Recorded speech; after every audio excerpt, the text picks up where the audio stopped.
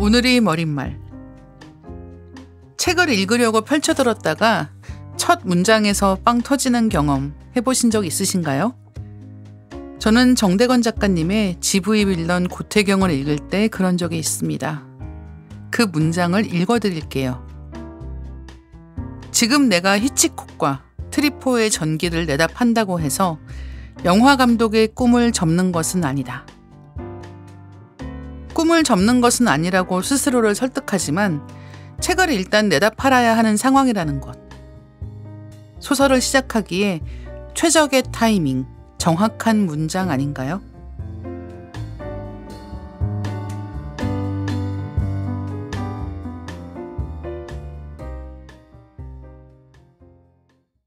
안녕하세요. 리딩 케미스트리에 오신 여러분 환영합니다. 저는 진행을 맡은 이다혜입니다. 여러분은 소설을 왜 읽으시나요? 돌아보면 제가 소설을 읽는 가장 큰 이유는 몰입 경험이더라고요. 때로는 장거리 비행 시간을 채우기 위해서 소설을 읽고 일요일 아침에 나른한 기분을 만끽하기 위해 소설을 읽는 시기입니다.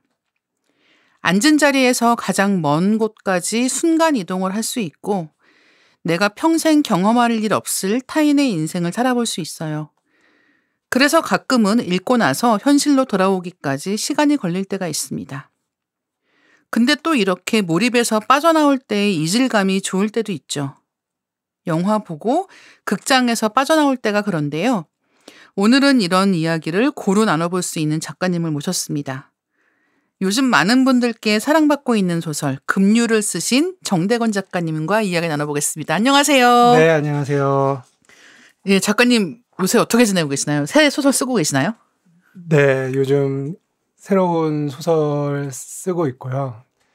급류가 나온 지 꽤 지나서 지금 사실 소설을 장편 소설로 치면은 지금 이미 책이 나왔어야 되는데 좀 책을 쓰고 있고, 네, 그래서 새로운 장편 소설로 좀 독자분들 만나 뵙고 싶어서 열심히 쓰고 있습니다. 진행은 잘 되고 있나요?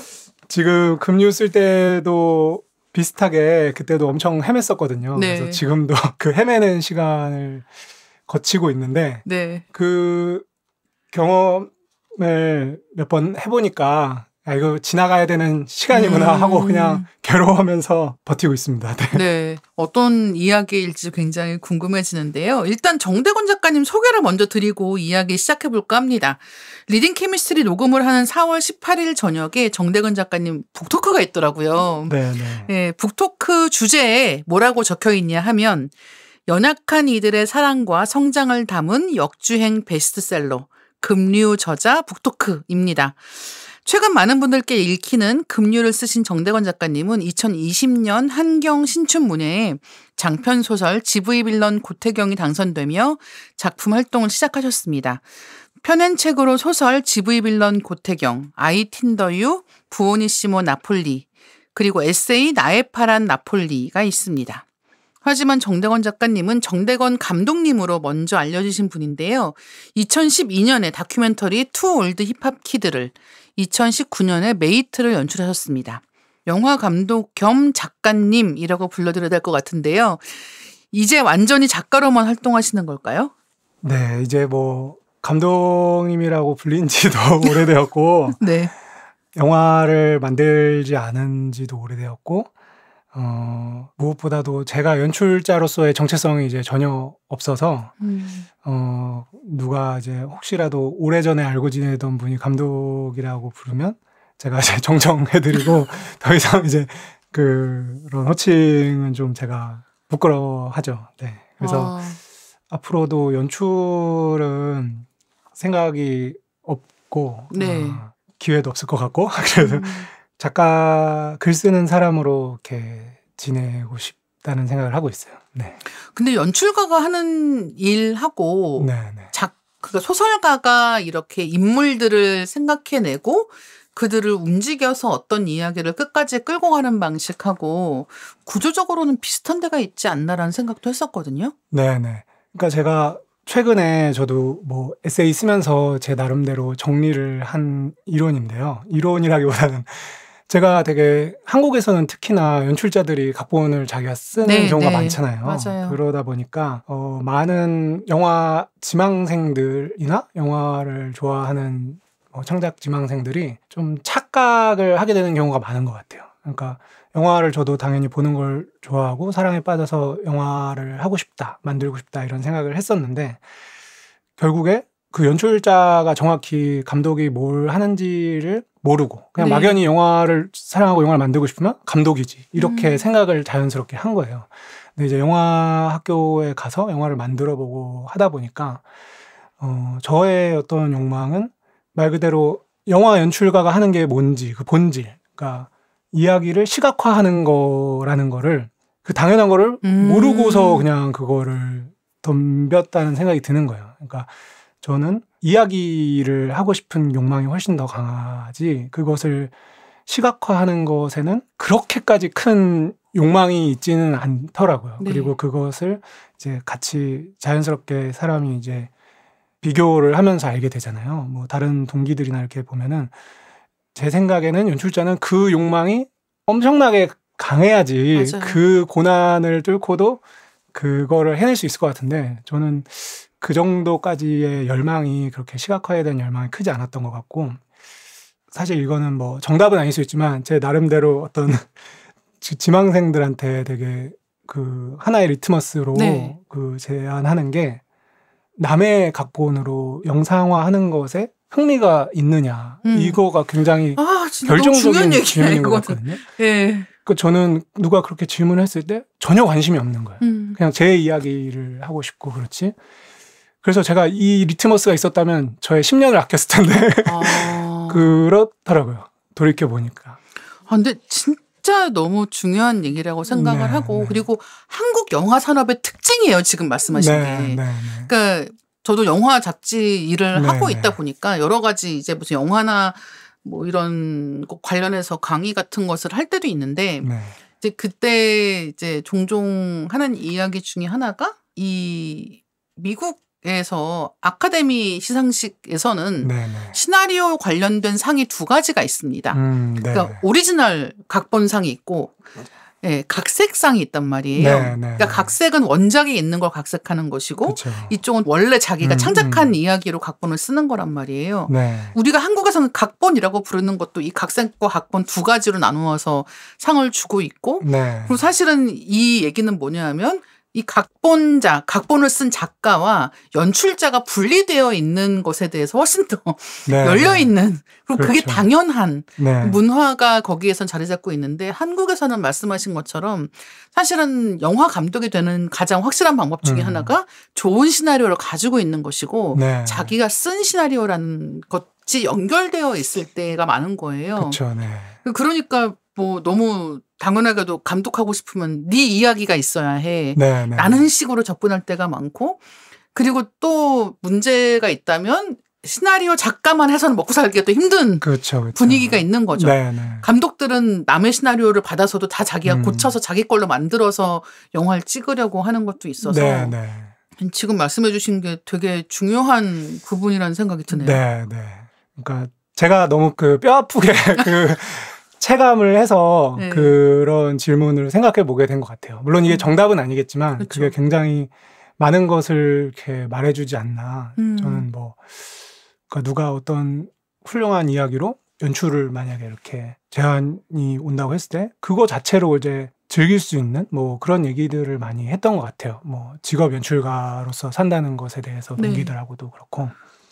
근데 나는 그런데 흥미가 전혀 없고. 아니 그래서 저 오늘 이제 준비한 질문지 좀 끝부분에 있는 질문이긴 한데 요거를 앞에 여쭤봐야 될 것 같아요. 만약에 급류를 영화화한다. 사실 이 제안 이미 판권 관련한 여러 가지 문의들이 있었을 거라는 생각이 드는데 만약에 급류 지금 영화화 하고 싶다라는 이제 제안 같은 게 있고 작가님이 연출도 하실 수 있으니까 직접 만들어 보시면 어때요라는 이야기가 있다면 그 경우에는 어떠세요?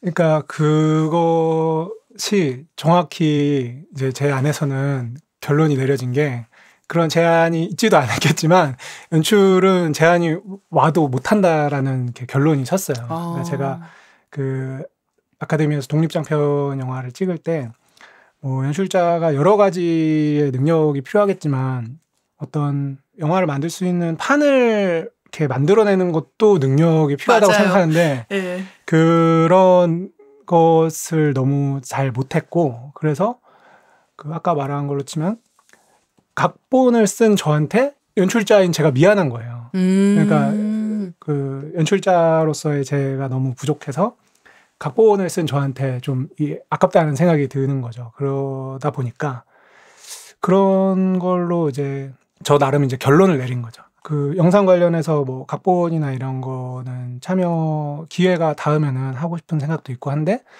연출은 누가 제안을 해도 고사를 해야 된다. 이건 그게 맞다. 그런 데에는 아까 말한 그런 강한 열망이 부족하다는 것도 있고 제 성격을 이제 좀 알게 된 것 같아요. 그러니까 이것은 저의 어떤 생명, 수명과 맞바꾸는 일인데 그 수명을 맞바꿔서까지 하고 싶은 열망이 없는 거죠. 굉장히 약간 무서울 정도의 객관화 아닌가요? 사실 이게 내가 만든 이야기니까 네네. 내가 원하는 형태로 끝까지 가져가고 싶어서 네네. 뭐 시나리오를 쓴다든가 연출을 한다든가까지 하고 싶어하는 경우도 많잖아요. 네네. 근데 사실은 그 부분에서 오히려 엄격하게 딱 네. 선을 그으신 것 같아요. 그것은 뭐 그 지난 작업들에서 자기가 어떤 작업에 뭐 실패라고 정의하긴 그렇지만 뭐 부족한 점이나 이런 것을 받아들이기가 굉장히 뼈아픈데 그건 과정들이 있었기에 가능한 생각인 것 같아요. 네네. 네. 지난 한 5년 정도의 시간 동안 출간하신 책이 소설, 에세이, 장편, 단편 고르게 쌓여있단 말이에요. 작가로서의 지난 5년은 작가님께 어떤 시간이었을까요? 영화가 원래 찍고 나서 또 공개되기까지 또 시간이 많이 걸리잖아요. 그렇죠. 그러다 보니까 이제 메이트가 2019년에 개봉을 했어서 이게 소설을 쓴 게 그냥 공백기가 별로 없이 이렇게 넘어갔다고 말씀하신 분도 있는데 사실 그렇지 않았거든요. 메이트를 찍은 거는 한 16년 겨울이었고 그러다 보니까 꽤 시간이 있었네요. 네, 몇 년간의 그 공백이 있었고 그 기간에 뭐 창작자들 누구나 겪는 그 혹한기가 있긴 하겠지만 제가 좀 요령이 좀 없었던 것 같아요. 그런 시기를 같이 으쌰으쌰해서 견딜 뭐 주변에 그 이렇게 동료들도 만들지 못했고 거의 한 몇 년을 좀 히키코모리처럼 지내면서 그 기간에 좀 이렇게 힘들게 보내던 중에 그 정말 우연히 그 독서 팟캐스트를 많이 들었어요. 그러면서 아, 책을 내가 좋아했었지라는 생각도 다시 하게 됐고 그 독서 팟캐스트들에서 이런 세계가 있었지. 이렇게 독자, 책 읽는 사람과 책을 쓰는 사람들의 이 세계가 있었지라는 게 그 당시에 엄청 뭐 이렇게 그냥 틀어놓고 들으면서 위로를 많이 받았던 것 같아요. 네. 그러면서 영화는 이제 말 그대로 이제 독립장편을 찍고 어떤 뭐 산업으로 넘어가기 위한 어떤 뭐 러브콜이 있어야 되잖아요. 네. 그런데 이제 그런 시기가 굉장히 길었고 그러면서 이게 몇 년이 지나면서 별로 이렇게 창작자로서의 정체성이 사라지는 것 같은 거예요. 그러던 와중에 이제 그 영화하는 친구들 중에 그 창비학당에서 글쓰기 수업을 들었는데 되게 좋았다. 네. 이런 그 얘기를 해준 친구들이 있어서 저도 이렇게 듣게 되었는데 거기서 글을 쓰면서 저도 좀 어떤 굉장히 초보적인 글이었는데 스스로 이렇게 위안을 받은 경험을 한 거예요. 그게 고태경의 좀 일부였는데 그러면서 좀 이렇게 좀 본격적으로 써보자 이런 생각을 했고 그래서 그 글을 쓰게 됐는데 그러니까 지난 5년이 좀 자연스럽게 그 매체의 이제 책이라는 독자를 만나는 세계로의 좀 이동의 시간이었던 것 같아요. 그러면서 영상과는 좀 제가 마음의 거리도 생기고 이렇게 됐는데 이게 공교롭게도 코로나 시기도 있었고 하면서 그렇네요. 예. 이게 그냥 저 개인의 어떤 변화도 있겠고 뭐 산업의 어떤 변화도 있겠고 이게 되게 좀 신기한 이동의 경험인 것 같아요. 네네. 지금 말씀하신 얘기를 듣다 보니까 그런 처음에 그러면 글쓰기 이런 수업 들으실 때 소설 쓰기를 들으셨던 건가요?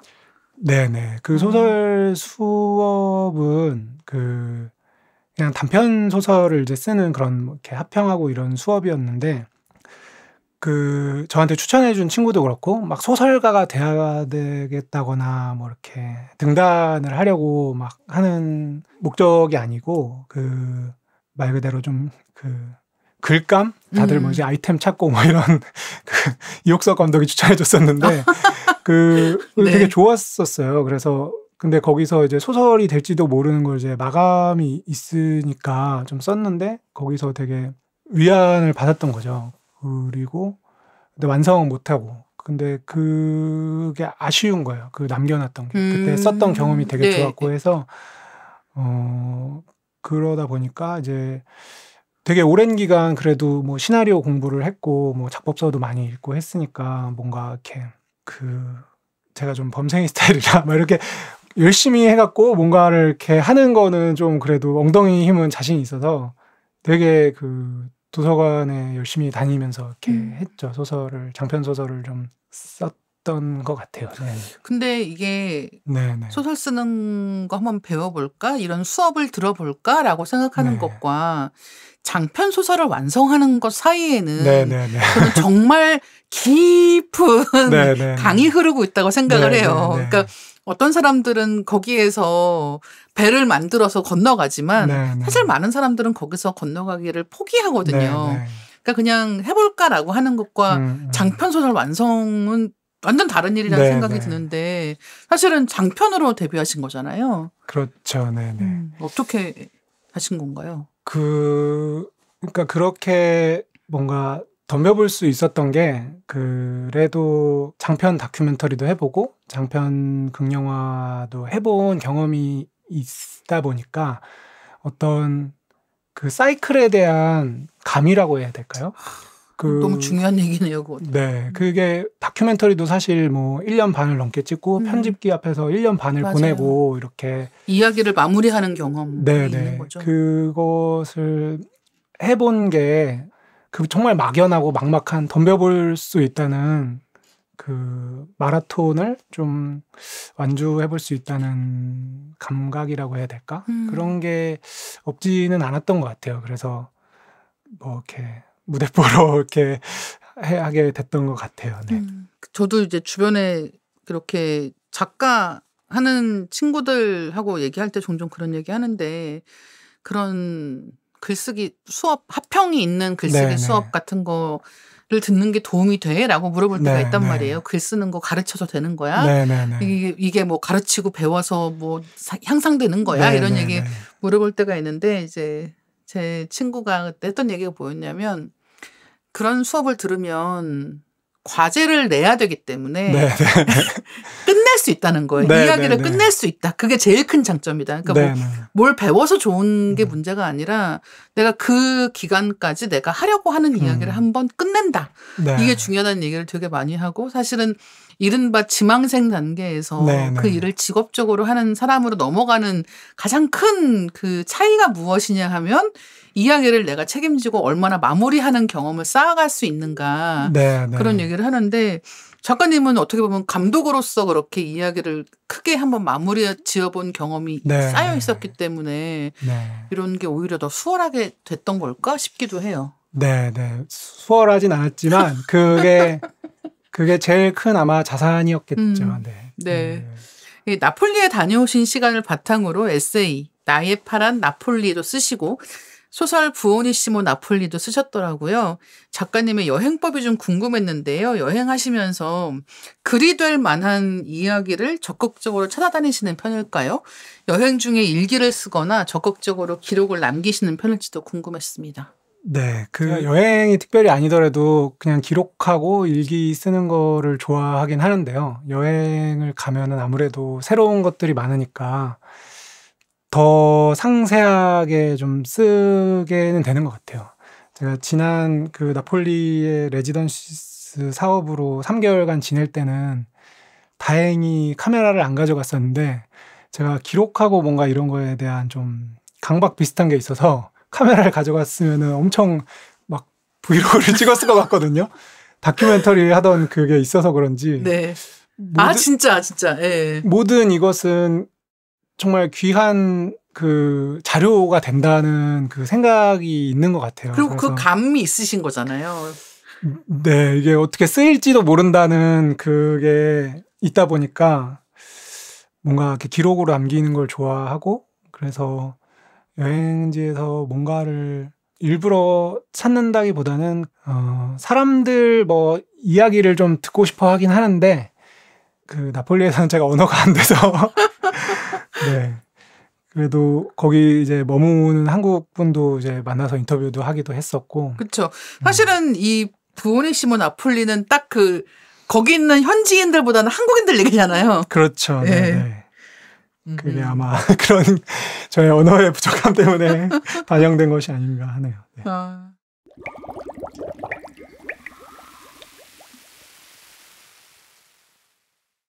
급류 이야기를 본격적으로 나눠보면 어떨까 하는데요.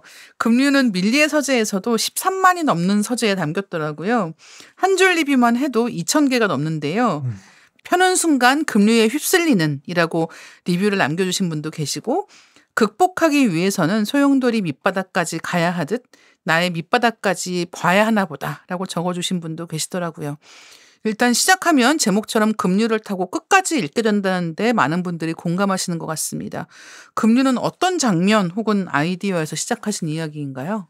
네, 급류는 그 첫 장면이 저에게 오랫동안 이렇게 있었어요. 이게 그냥 어떤 이야기가 있었던 게 아니라 첫 장면이 오래 있었고, 그거는 아마 제가 급류의 배경과 비슷한 그런 환경에서 그 소방서에서 군 생활을 했었는데, 그러면서 되게 자연이 정말 무시무시하구나 이런 생각도 많이 했고, 뭐 사건 사고도 많이 일어나는 것도 보거나 이렇게 출동도 나가고 하면서 이 자연이나 어떤 물이나 이런 것들을 되게 무섭다고 생각하고 있었던 것 같아요. 그래서 그런 장면이 오래 있었는데, 이것은 사실 엄청 여러 갈래로 뻗어나갈 수 있잖아요. 지금도 뭐 초반에는 뭔가 미스터리 아닌가 싶게 이렇게 하지만, 그쵸. 사실 이야기 전체로 보면 맥거핀처럼 미스터리 물은 아니게 되었지만, 그렇게 어디로 뻗어갈 수 있던 상황에서 오래 가지고 있었고,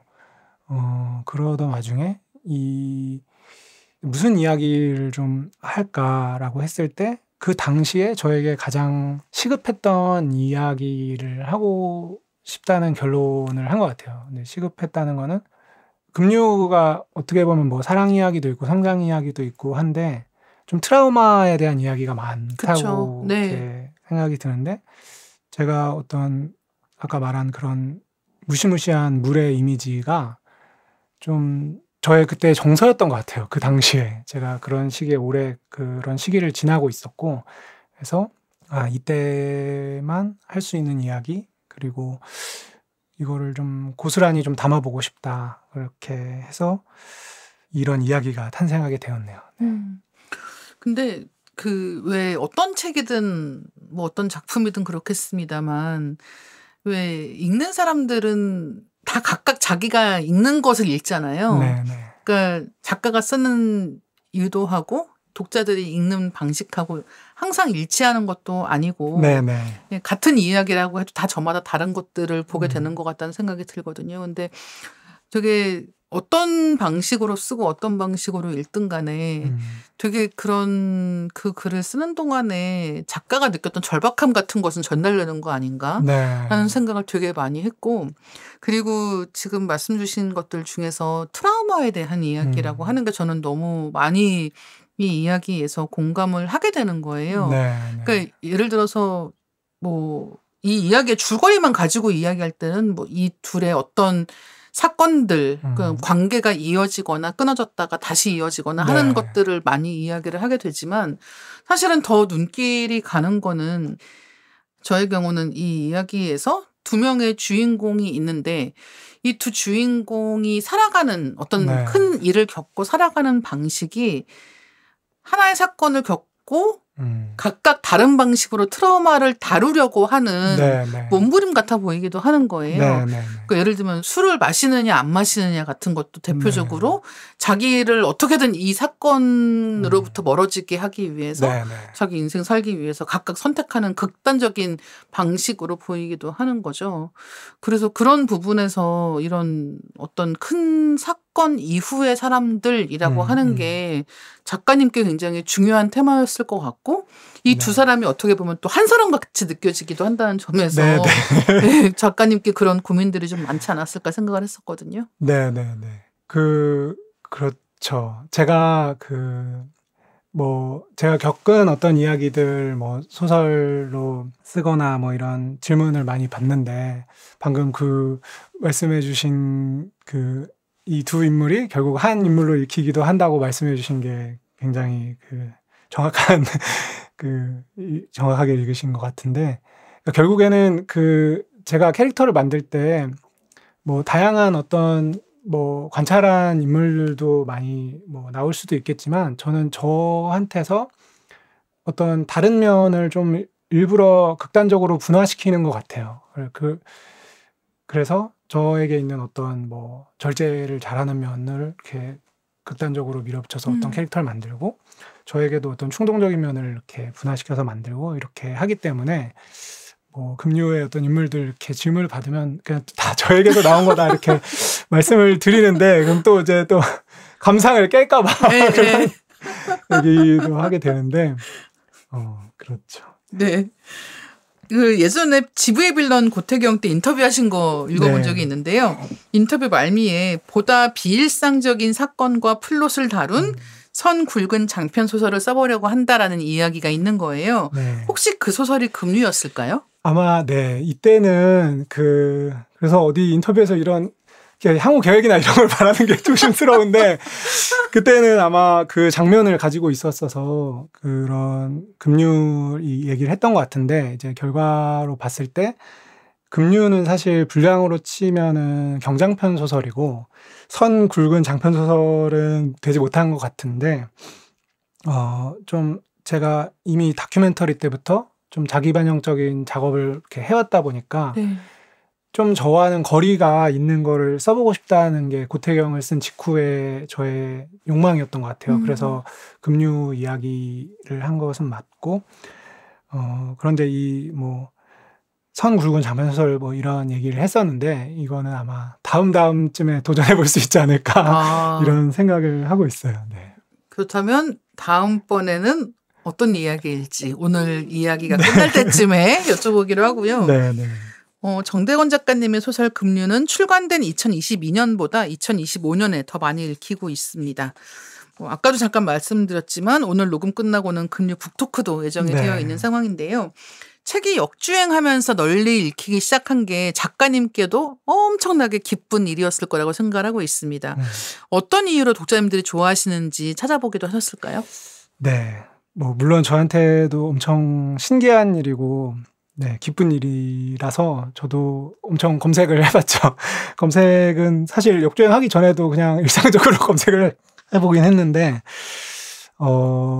여러 분석을 해볼 수 있겠지만 사실 그걸 명확히 알 수는 없는 것 같은데 제 생각에는 이제 몰입도에 대한 얘기를 많이 해주시는 것 같아요. 요즘에 워낙 관심을 뺏길 거리가 많은데 어쨌든 제 책을 펼쳐서 완독을 하게 되는 경험 자체가 권할 수가 있게 되는 것 같아요, 주변에. 그래서 그렇게 권하는 독자분들의 리뷰를 꽤 많이 받고, 그리고 최근에, 이전에는 어땠는지 모르겠지만 요즘에 막 10대, 20대 막 텍스트 힙 막 이러잖아요. 근데 그러면서 확실히 10대, 20대 독자분들이 많이 읽는다고 하는데, 그런 것도 또 이제 책을 읽고 어떤 경험을 또 SNS로 서로에게 권하는 어떤 이런 문화도 확실히 영향이 있는 것 같아서 뭔가 여러 가지가 되게 운이 좋게 맞물린 게 아닌가 싶습니다.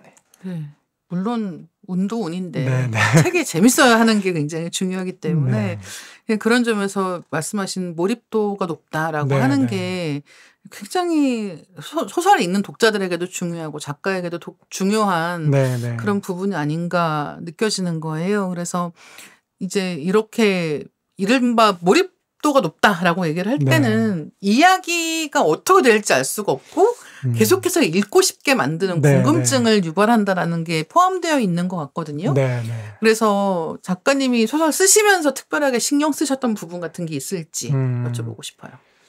제가 독자일 때를 많이 생각하는 것 같아요. 제가 아까 말씀드린 영화 편집을 한 그 일 때문에 그런지 다른 작가님들이 어떤지는 모르겠지만 저는 독자분들이 읽다가 이렇게 이탈하는 거를 제일 공포스럽게 생각하는 것 같아요. 그러니까 그러다 보니까 어떤 그런 영화에서는 항상 편집에서 이제 리얼타임으로 진행되니까 텐션이 떨어지는 어떤 그런 것들을 계속 이렇게 편집을 하면서 보게 되잖아요. 그리고 그거를 항상 조금을 고치면 다시 처음부터 그 러닝타임을 전체를 다시 보면서 맞아요. 그렇게 하는 게 뭔가 막 특별히 의도한다기보다는 그런 게 저에게 이제 중점적으로 되어 있다 보니까 그런 게 아무래도 반영은 되는 것 같고 작품이 뭐 사실 다 완벽할 수는 없고 취향과 뭐 그런 게 있기 때문에 그런 것은 장악할 수 없겠지만 어쨌든 읽다가 덮는 것이 저에게는 이제 극장에서 영화보다 나가는 것처럼 느껴지는 거예요. 그러니까 너무 다른 일이지만. 네네. 네. 그래서 그것이 저에게는 좀 공포이고 그래서 어떤 이것이 뭐 올바르거나 뭐 좋은지 모르겠지만 책을 러닝타임처럼 저는 어쨌든 좀 이렇게 다뤄서 독자분들이 이거를 뭐 몇 시간 만에 읽었다거나 뭐 이런 거를 이렇게 써주셨을 때 굉장히 통한 느낌이 들죠. 네. 그러면은 영화에서 편집이라고 하는 작업 과정은 촬영을 보통은 뭐 촬영이 이루어지는 것과 동시에 이루어질 때도 있긴 하지만 일반적으로는 이제 촬영이 끝난 다음에 편집실로 가잖아요. 네네. 근데 소설 글쓰기라고 하는 것에는 퇴고라는 단계가 있는데 퇴고할 때 손을 보시는 것도 이를테면 그런 편집점을 잡는 것처럼 접근을 하시는 편인지. 왜냐하면 그런 게 이렇게 읽는 속도감이나 이런 것들을 영향을 줄 것 같거든요. 네. 편집 단계에서 뭐 퇴고 단계에서 그러는 것도 있는 것 같은데요. 제가 그거를 막 영상적인 걸로 저도 이제 뭐 영화 했던 그런 이력 때문인지 독자분들도 뭐 영상처럼 그려진다는 말씀도 해주시고 또 그걸 연관지어서 이제 질문도 많이 받았어서 저도 뭐 생각을 해봤는데 특별히 제가 막 영상적인 뭐를 적용해야지 막 이러진 않는 것 같거든요. 근데 저희 뭔가 이제 영상을 항상 보고 자란 세대고 모두가 그래서 이게 과연 작가도 어떤 장면이나 이야기 전개를 상상하고 문장으로 쓰게 되잖아요. 근데 그 상상하는 단계에서 우리가 영화 편집적인 상상 말고 상상이 가능한가 싶기도 하거든요. 그래서 특별히 제가 뭐 영화적으로 이렇게 하는 것 같진 않고 저는 그냥 작법서에서 배운 대로 뭐 단문이 좋다, 뭐 동어 반복하면 안 된다, 뭐 이런 식으로 하기는 하는데 아무래도 그게 반영이 되긴 하는 것 같아요. 그런데 특별히 뭐 영화적으로 해야지, 뭐 영상적으로 해야지 이렇게 하는 거는 없는 것 같은데 아마 상상하는 거에서부터 뭔가 이렇게 샷처럼 이렇게 상상을 하니까 문장도 그렇게 단위로 되려나 이렇게 싶기는 한 것 같아요. 네. 급류는 사랑 이야기로도 많은 사랑을 받고 있는데요. 급류에는 진평이라는 지방도시가 무대로 등장을 합니다. 진평은 저수지와 계곡이 유명한 곳인데요. 이 저수지와 계곡은 이야기의 중요한 무대가 되기도 합니다. 아빠와 함께 수영을 하러 간 도담은 물에 빠질 뻔한 해솔을 구해내면서 인연이 되어서 둘의 관계가 시작되는데요. 도담과 해솔의 관계만 시작된 건 아닌 것 같은 상황이 함께 전개됩니다. 17살 동갑내기인 도담과 해솔을 둘러싼 상황은 어떤 사건으로 인해 단절되지만 둘은 다시 만나게 됩니다. 소설의 무대가 되는 진평이라는 장소를 떠올리시게 한 실제 장소가 있을지가 좀 궁금했는데요. 이것도 역시 영화를 찍으셨기 때문에 장소에 대한 관심이나 애착 같은 게 이야기에도 중요하게 묻어나는 것일까라고 생각을 해보았습니다만 네네. 어떤가요? 제가 그 무대가 비슷한 무대가 있긴 한데요. 그 소설에도 나오지만 뭐 대학생들이 뭐 MT도 가고 뭐 이렇게 하는 떠올려지는 뭐 대성리라든지 네. 뭐 제가 군 생활을 그 가평 소방서에서 했어요. 아. 그러면서 가평에서 그렇네요. 이렇게 물 있고 예. 지내면서 제가 도시에서도 있고 중간에 이제 그 근무지 이전하게 돼서 가평으로 가게 된 건데 도심에서는 저희가 상상하는 것보다 훨씬 더 많은 잦은 뭐 작은 불부터 큰 불까지 그런 화재 출동이 많은데 가평에는 사실 그럴 만한 건축물이 별로 없어요. 그냥 물론 뭐 작은 불도 나고 산불도 나고 하긴 하는데 오히려 출동이 이제 여름철 한철에 이제 많이 몰려 있거든요. 뭐 물놀이 사고 이렇게. 그래서 아 이렇게 사고가 많구나 뭐 이런 체험들을 하고 또 거기에서 오랜 시간을 지내다 보니까 그게 어떤 좀 체화된 게 있는 것 같아요. 이제 뭔가 그 이후에도 저는 지금도 감각의 어떤 사고나 이런 것들이 되게 일상적이라고 되게 생각을 하고 있고 그래서 그런 정서를 좀 급류에 많이 담았죠. 네. 그 지금 뭐 말씀해 주신 거랑 연결돼서 생각을 해보면 급류라고 하는 소설 전체에 죽음이라고 하는 게 너무 계속 네. 붙어 있는 느낌인 거예요. 그러니까 이 20살 무렵이라고 했을 때 흔히 생각하는 20살 네. 무렵의 사람들이라기보다는 음. 죽음으로부터 조금 더 떨어져 있지 않은 상태에서 네. 일단 살아있기 때문에 살아가는 사람들 같은 인상이 되게 많이 네. 들고 그런 게 아마 그런 작가님이 경험하신 네. 그러니까 사고가 얼마나 우연히 네. 혹은 갑작스럽게 일어나서 사람들이 생과 사로 순식간에 갈려버리는 것 같은 것들을 본 경험이 묻어나는 거 아닌가 싶기도 해요. 네.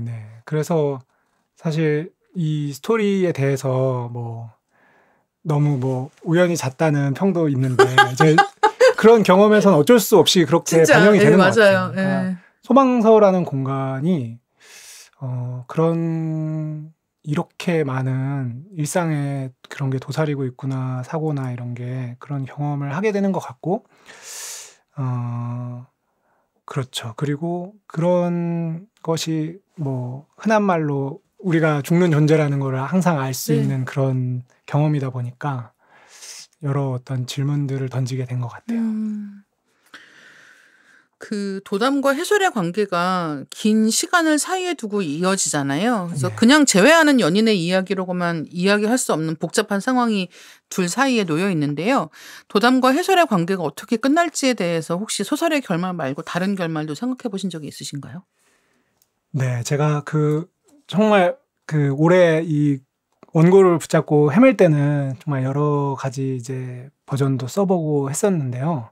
그때는 분명히 이제 올해 뒤에 제외해서 다시 이제 헤어지는 어떤 결말도 살짝 어설프게 썼었던 기억이 나요. 그런데 몸이 아프더라고요. 이게 이거 아니다라는 어떤 생각이 계속 들고 이들을 이렇게 고통스러운 경험을 한 뒤에 어떤 이들과 굉장히 오래 저는 이제 생활을 하다 보니까 이들에게 어떤 결말을 뭔가 선물하고 싶은 마음이랄까? 뭐 이런 게 생겼던 것 같은데 또 그게 그냥 마냥 저 스스로가 납득이 안 되는 걸 쓸 수는 없고 해서 굉장히 오래 붙잡고 있었던 것 같은데 지금 마지막 문장을 이렇게 찾게 되면서 되게 그러니까 저보다 제가 막 통제해서 썼다기보다 이들이 저한테 뭔가 가르쳐주는 느낌이 들었어요. 그러면서 이제 그런 결말에 좀 저도 처음부터 의도해서 쓴 게 아니라 그런 문장이 이제 오래 장편을 이렇게 붙들고 있어야지 닿게 되는 그런 문장이라는 경험을 했거든요. 그래서 그렇게 네. 다른 결말도 뭐 이렇게 시도를 해봤지만 네 아니었다. 네. 그게 되게 궁금한 거예요. 그러니까 여러 가지 네.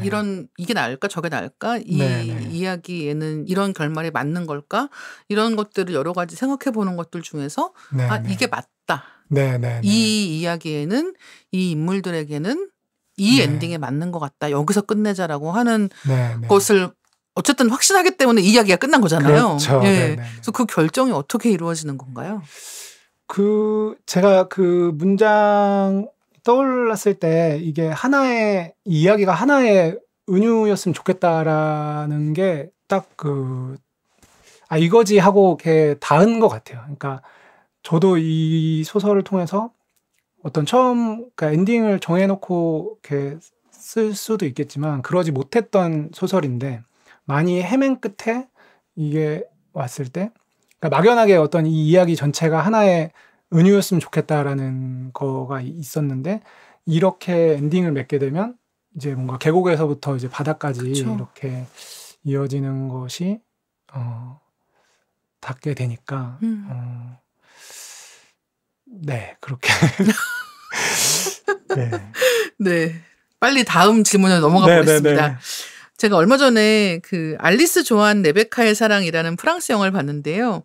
그 영화를 연출한 에마뉴엘 무레 감독이 이런 말을 했더라고요. 참고로 말씀드리면 이 감독은 러브 어페어, 우리가 말하는 것, 우리가 하는 것을 비롯해서 사랑 이야기를 영화로 여러 번 만들었는데요. 그 감독이 사랑에 대해서 이런 말을 한 적이 있습니다. 사랑은 우리의 습관과 사회에 끊임없이 의문을 제기합니다. 왜냐하면 사랑은 인간이 스스로 설정한 일반적인 규칙을 존중하지 않기 때문입니다. 사랑이 존재하고 다른 사람의 안녕이 위태로워지는 순간부터 우리는 항상 다른 사람이 중요하기 때문에 상처를 줄 위험을 감수하기 때문입니다. 제가 이 이야기 들으면서 급류 생각을 했었거든요. 네. 그러니까 급류에서 성인이 된 주인공들의 선택은 위험해 보이기도 하고 관계 바깥에서 바라보는 사람들에게는 이해할 수 없는 그런 것이 되기도 합니다. 이 소설을 쓰시면서 주인공들을 괴로운 처지에 이르게 만들기 위해서 여러 가지 고심하셨을 것 같거든요. 이 급류라는 소설이 독자분들께 어떻게 기억됐으면 하시나요?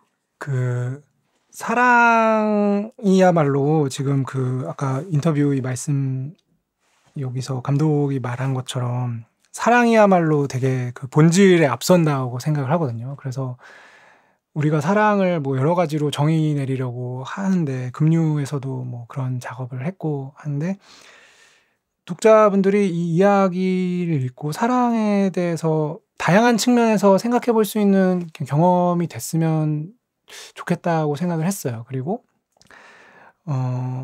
아까 말한 제가 느꼈던 어떤 한 시절의 정서, 사랑이 되게 굉장히 급류에 휩쓸리는 것 같은 이 물의 어떤 이미지나 이런 정서로 좀 독자분들에게 남길 바랬고, 그래서 뭐 이게 어떤 용기를 낼 수 있다는 게 어떤 제가 아까 말한 죽음에 대해서 막 얘기했잖아요. 근데 죽음 앞에서 이렇게 결국에는 사랑을 좀 찾게 되는 것 같더라고요. 저는 이제 진짜로 캐릭터들을 이렇게 깊이 있게 생각했을 때,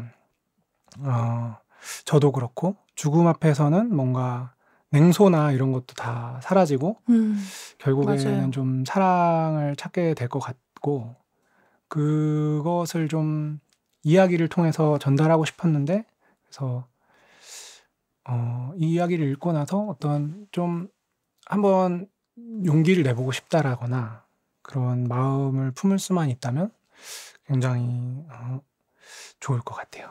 네.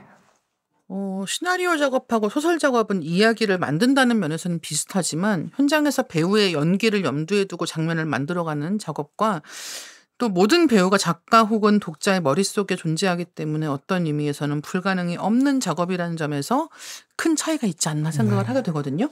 실제로 쓰시면서는 어떠셨어요? 일단은 제가 독립영화를 만들었었으니까 작은 시나리오 한 줄이라도 어떤 예산이나 맞아요. 이거를 진짜 맞아요. 구현할 수 있을까에 대한 엄청 그 자기 검열과 스트레스가 많았는데 일단 소설은 그런 게 없다는 네. 점이 엄청 뭐 자유롭고 좋기도 했고요.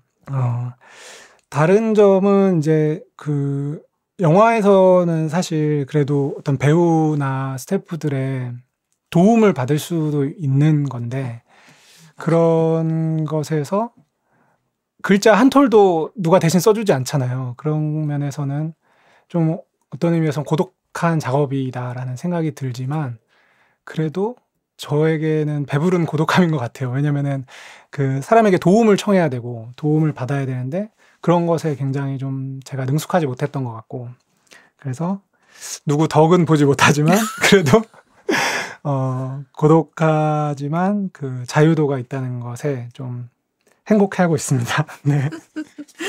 진짜 지금 말씀 주신 게 영화랑 소설 창작의 가장 큰 차이점 아닌가라고 생각을 하게 되기도 해요. 그래서 왜 감독님들 막 얘기하다 보면은 그 하나부터 열까지 다 결정해야 되잖아요. 네네. 모두가 와서 모두가 물어보잖아요. 네네네. 감독님한테 뭐 물병은 이걸로 할 건지 저걸 할 건지 머그컵에 둘 건지 그냥 병째 둘 건지 여기에 둘 건지 무슨 옷을 입힐 건지 지금 날씨가 이런데 촬영할 건지 뭐 다 결정해야 되고 그 결정을 다 책임져야 되고 또 그런 과정에서 계속 많은 사람들을 만나서 설득하고 이런 과정이 필요한 건데 어떻게 보면 이 소설을 쓴다는 거는 그 과정이 정말 나 한 사람의 것으로 다 수렴되는 거니까 그냥.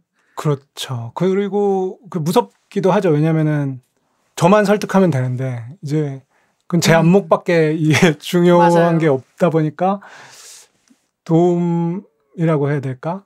그 사실 감독이 선택을 할 수도 있지만 스텝이나 배우들에게 도움을 받을 수도 있는 거잖아요. 물어볼 수도 있고 물론 뭐 글도 편집자가 있긴 하지만 있긴 하지만 일단 이제 써나갈 때 자기를 설득해야 되는 것이 연출자도 당연히 마찬가지겠지만 그런 좀 두려움이 있는 것 같아요. 그러니까 어떤 그 제가 에세이에도 썼는데 사실 영화 어떤 그런 불가항력적인 조건들 때문에 그 엄폐할 것이 있거든요.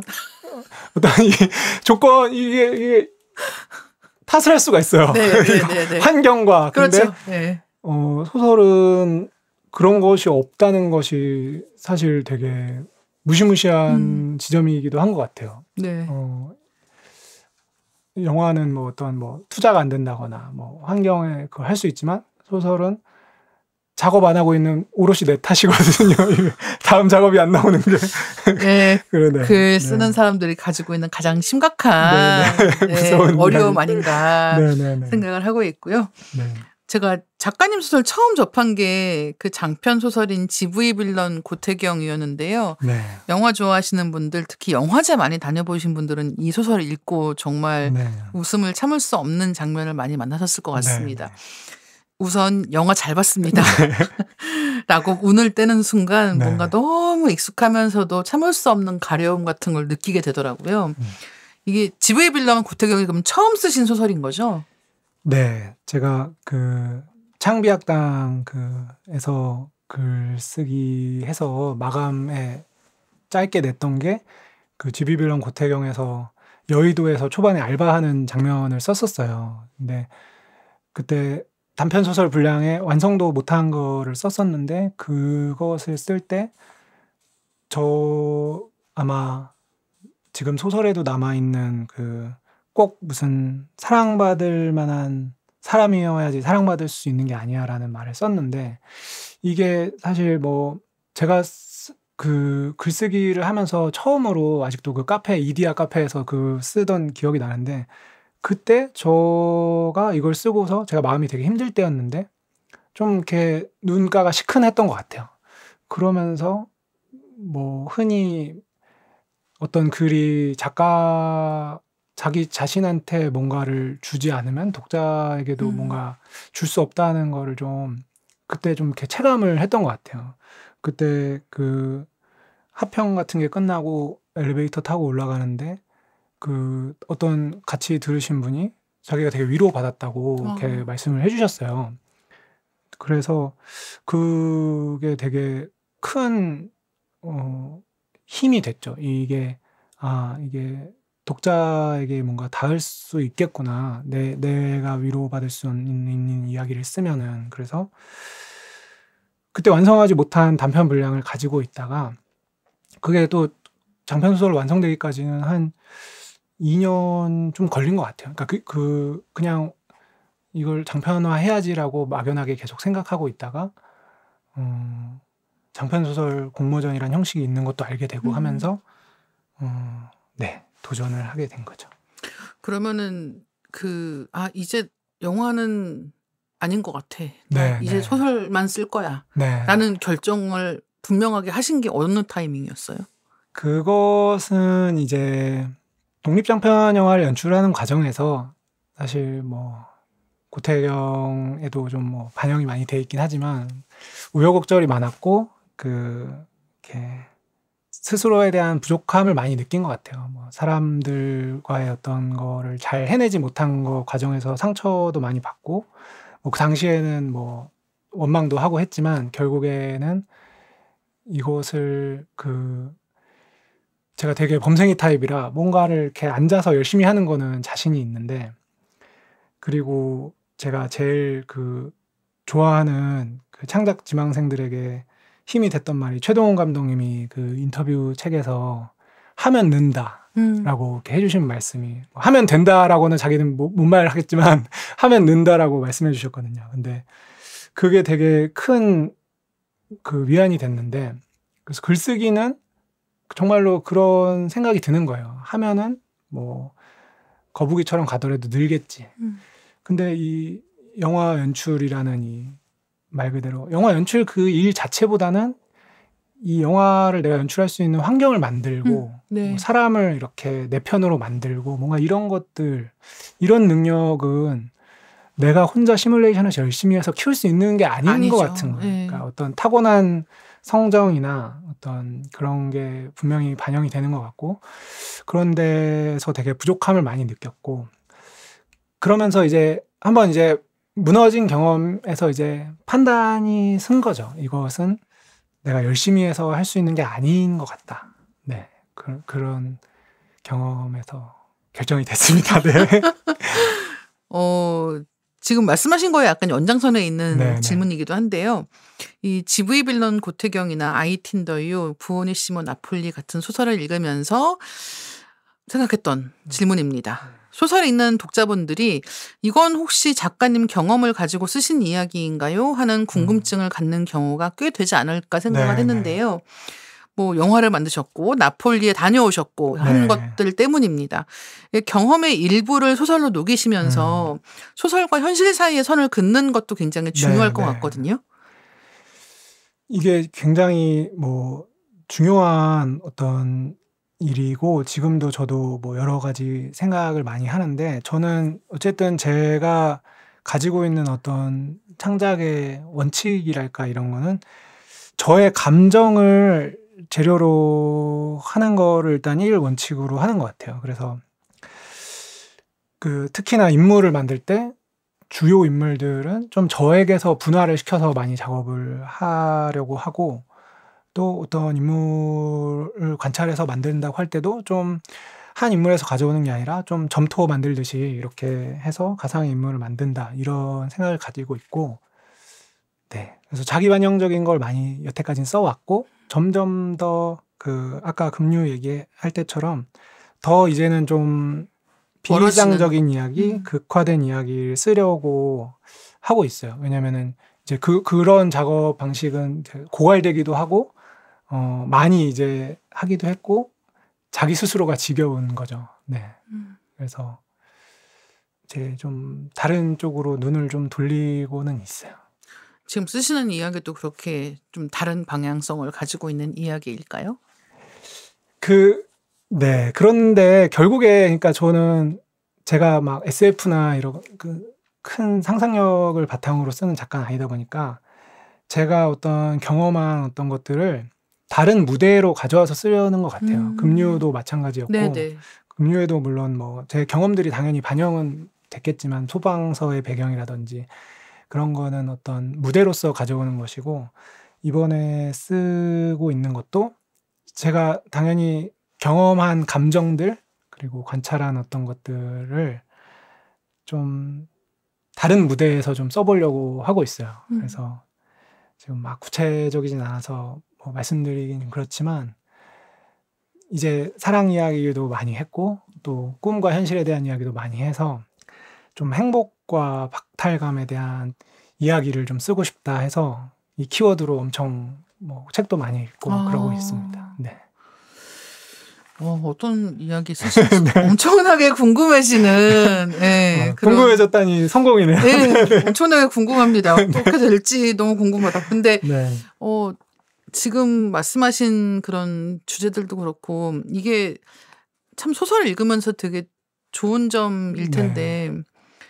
그냥 내가 나 자신에 대해서 생각할 때는 다루기에 버거운 무거운 네. 감정들을 네. 소설에서 경험하면서 어떻게 보면 좀 더 좀 시원한 방식으로 네. 한번 세게 겪고 나올 수 있는 네. 그런 게 어떤 픽션을 즐길 때 장점 중에 하나가 아닌가라는 생각을 하기도 했던 것 같아요. 왜냐하면 이제 급류 읽을 때도 이 주인공들한테 감정이입을 하고 이야기에 빠져들수록 엄청나게 무겁고 묵직하다는 느낌이 들었는데 네. 이제 그렇기 때문에 그 이야기에서 빠져나올 때는 더 좀 시원한 느낌 같은 거를 받는 거예요. 네.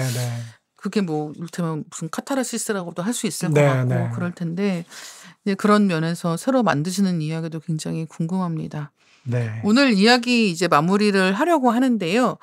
작가님이 좋아하시는 작가랑 소설 이야기도 듣고 싶습니다. 어떤 작가 좋아하시는지 네. 또 최근에 읽으신 책 중에 재미있게 보신 책이 있다면 어떤 책인지 한번 이야기를 해보면 어떨까 합니다. 네.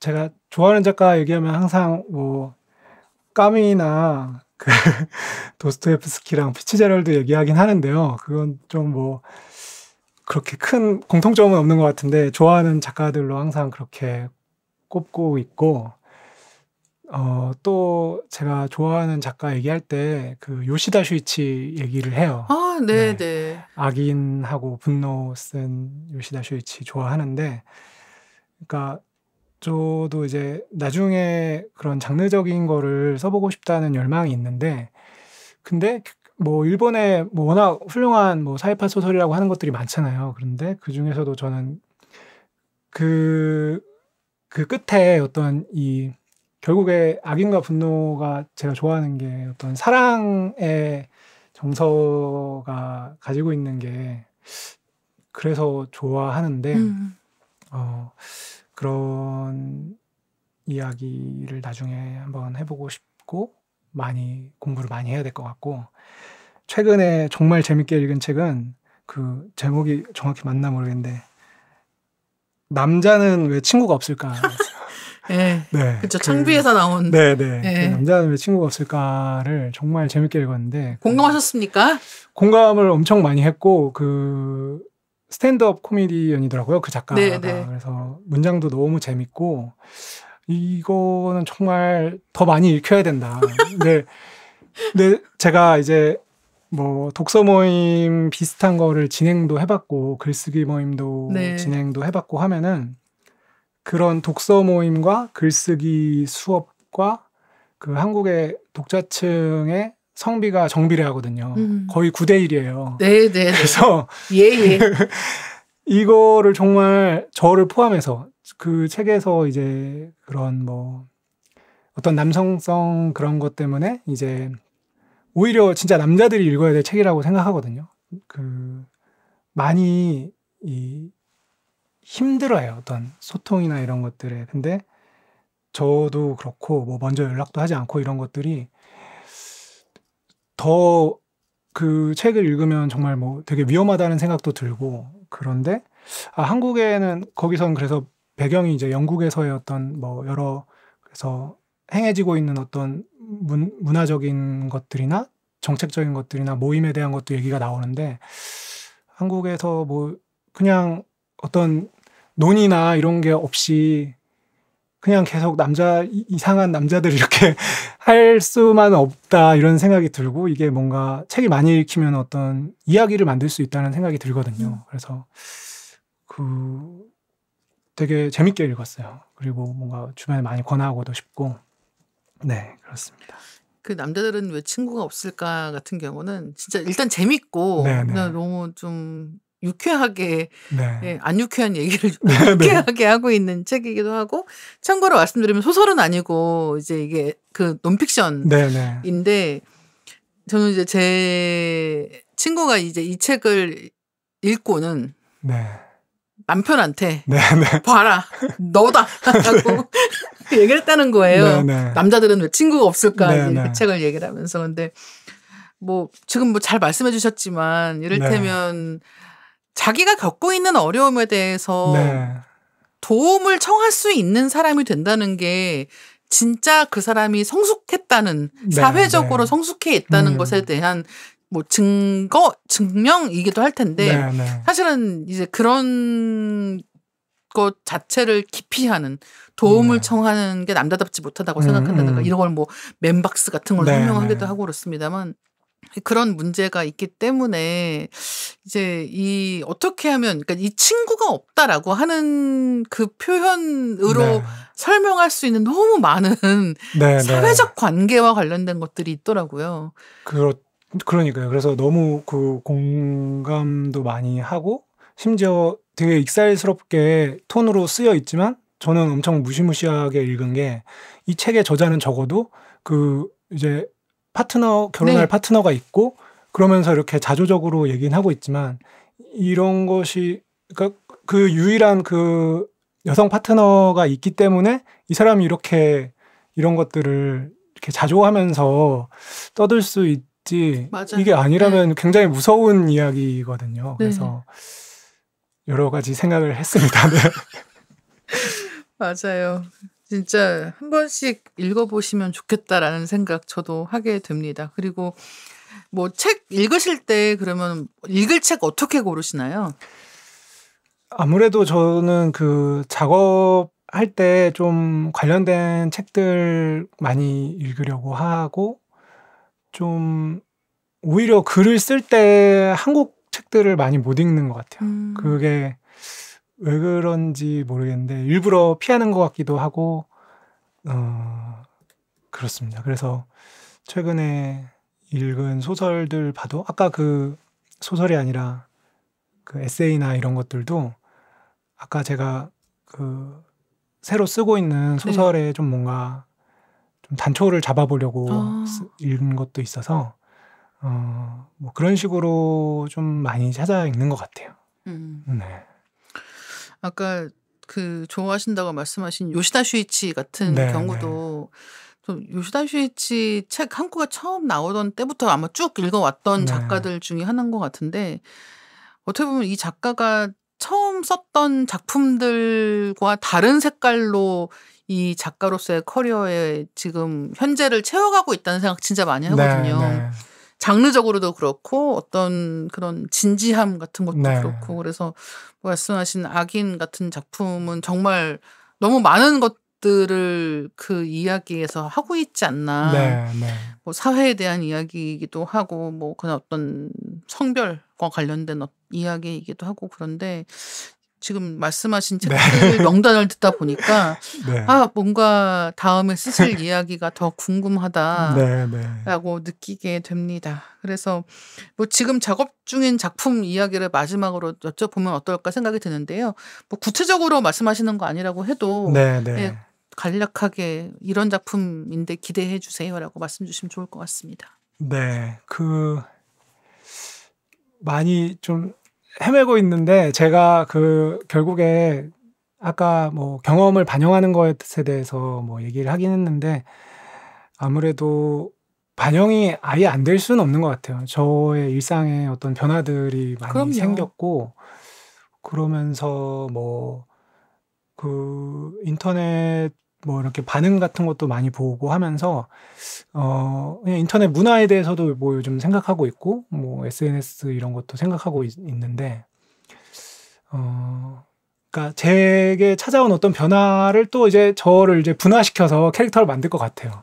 이전의 저와 또 지금의 저를 이렇게 해서 어떤 이야기를 만들고 있는데, 이게 이야기를 결국에 줄기를 공개하고 또 하니까 뱅뱅 돌고 있는데, 제 또 목표는 결국에 공감할 수 있는 좀 동시대 이야기를 하고 싶고, 또 중간에 이제 덮어서 덮지 않는 좀 몰입도 있는 이야기를 하고 싶어서 지금 많이 공글리고 있습니다. 네, 그래서 네. 많이 헤매겠지만 이전에 헤매던 경험을 바탕으로 어떤 결국에는 이야기를 하고 싶구나가 결정되면 사실 그렇게 오래 걸리진 않는 거거든요. 근데 그거를 자기가 알기까지 왜 이거에 꽂혀있지를 찾기까지 엄청 맞아요. 오래 헤매고 많이 버리게 되는 것 같아요. 그래서 그런 시간을 보내고 있습니다. 아마 버리는 시간이 아깝지 않은 이야기가 되었으면 좋겠다라고 생각하며 기대하고 있겠습니다. 네. 너무 궁금하고 네. 아마 새로 쓰시는 이야기는 역주행까지 갈 것도 없이 네, 처음부터 큰 사랑 받으면 좋겠다라고 생각하고 있겠습니다. 오늘 정대건 작가님과 다양한 이야기 나눠봤는데요. 벌써 마무리할 시간이 되었습니다. 오늘 어떠셨나요? 네, 오늘 이렇게 야 기자님 처음 뵙게 됐는데 이렇게 초대해 주셔서 감사하고, 제가 흔쾌히 다음 쓰고 있는 이야기를 아직 헤매고 있어서 좀 중언부언한 것 같은데, 다음에 언제가 될지 모르지만 또 새로운 이야기나 다른 기회로 또 만나뵐 수 있으면 좋겠습니다. 네. 네, 감사합니다. 네. 끝까지 들어주신 독자님들 너무 감사합니다. 각자 듣고 계신 플랫폼에서 댓글 또는 리뷰로 리딩 케미스트리에 대한 의견 많이 남겨주시면 저희가 확인하고 소개해드릴 수 있도록 하겠습니다. 리딩 케미스트리는 매주 월요일 업데이트됩니다. 다음 월요일에 만나요. 감사합니다.